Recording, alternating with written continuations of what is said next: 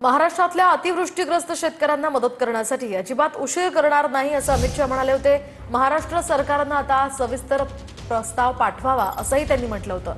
तर राज्य सरकारकडून अद्याप केंद्राला प्रस्ताव पाठवला गेला नाहीये असं शशिकांत शिंदे यावर म्हणाले। अमित शहा पॅकेज जाहीर करतील अशी अपेक्षा होती, मात्र काल अमित शहांनी फडणवीसांना तोंडावर पाडलं असं राऊतांनी म्हटलंय। महाराष्ट्र सरकार हमें डिटेल रिपोर्ट भेज दे।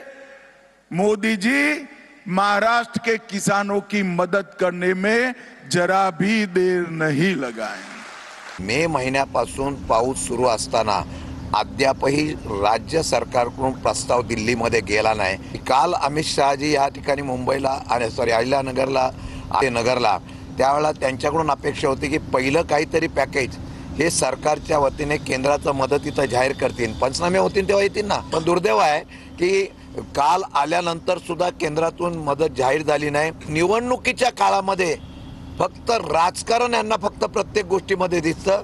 निवडणुकीच्या काळामध्ये पॅकेज जाहीर करण्याचा प्रयत्न करतील असं मला शंका आहे। शहानी काल देवेंद्र फडणवीस यांचा बुरखा फाडला, त्यांना तोंडावर आपटलं।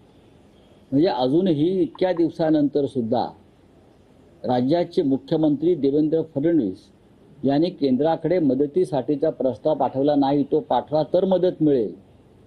म्हणजे एका अर्थानं अमित शहानी देवेंद्र फडणवीस एक अकार्यक्षम मुख्यमंत्री आहेत या बाबतीत, याच्यावर शिक्कामोर्तब केलं।